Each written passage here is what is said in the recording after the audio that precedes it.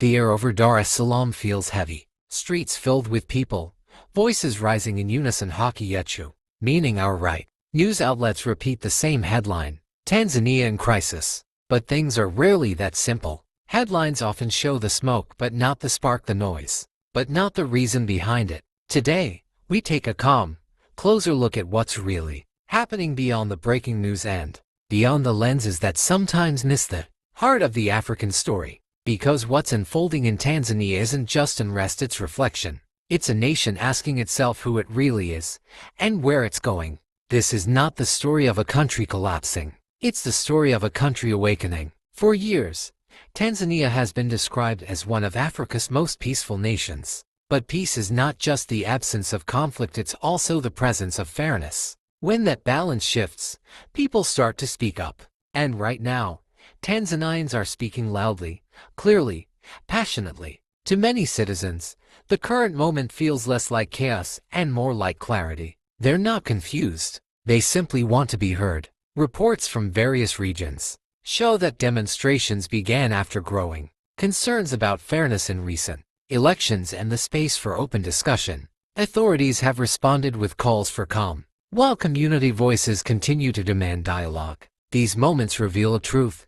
Calm isn't always peace. Sometimes it's pressure pretending to behave. Walk through Dar es Salaam today, and you'll sense a shift in the air. Conversations once whispered are now open. Taxi drivers discuss politics. Students debate in cafes. Mothers share opinions on buses. It's as if the whole country suddenly remembered it has a voice, and no one wants to mute it again. It's not chaos. It's conversation. And conversation, even when loud, is a sign of life. This honesty may be uncomfortable, but it's necessary. Because once people start questioning the story they've been told, they begin writing their own, and that's where true democracy begins. Some headlines abroad describe Tanzania as losing control. But what if this isn't loss? What if this is growth, democracy learning to speak Swahili again? The real question isn't why people are protesting, but why they feel unheard. For more than 6 decades, Tanzania's ruling party, Chama cha Mapinduzi CCM,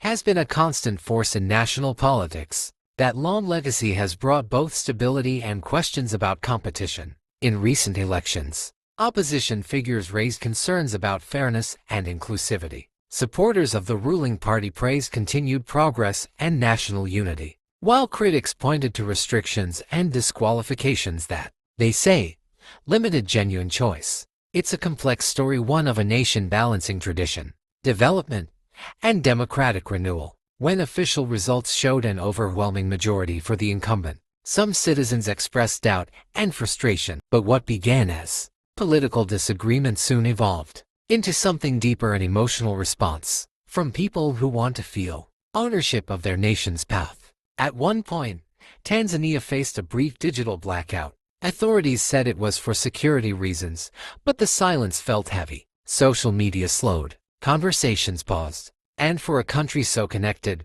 that pause was powerful. People adapted, sharing updates in creative ways, offline networks, phone messages, and word of mouth. Tanzanians have always been resilient, and that resilience became the heartbeat of the moment. It reminded everyone that even when communication is restricted, community finds a way to survive. When official statements said a limited number of people had lost their lives, others on the ground reported varying figures. In times like these, truth becomes fragile, facts compete with fear. That's why credible reporting and open dialogue are vital. Human rights groups called for restraint. International partners expressed concern, urging all sides to prioritize peace and conversation over confrontation. Because when nations face their hardest moments, empathy and truth are the only things that can rebuild trust. And that brings us to the youth, the new voice of Tanzania.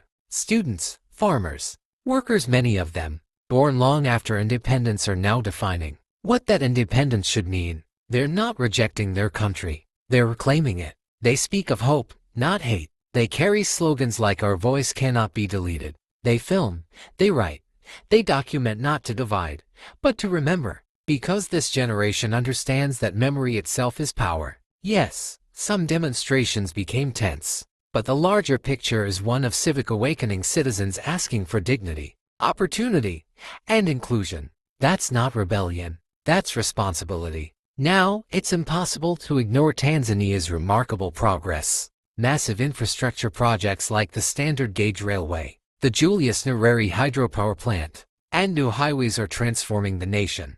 Even critics admit that development is visible everywhere, from rural electrification to growing industries. But progress must walk hand in hand with participation. Development without dialogue can build roads but break trust. True sovereignty isn't only about rejecting foreign interference, it's also about respecting every citizen's voice at home. Tanzania has proudly defended its independence on the global stage, often resisting external pressure from powerful institutions. That's admirable. But as many citizens say, independence must also live in how leaders treat their own people with fairness, openness, and compassion. Because stability built on fear is fragile, but stability built on trust endures. Tanzania stands at a crossroads between silence and speech, between calm and courage. What happens next won't just define politics.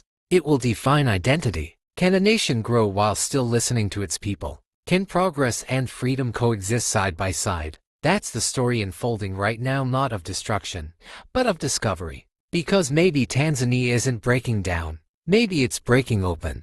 And sometimes, that's what growth really sounds like. If you believe African stories deserve to be told fully and fairly, make sure to like this video, subscribe, and turn on notifications. You're watching African Light Channel, where history, identity, and truth meet the future. Until next time, stay informed, stay curious, and stay proud.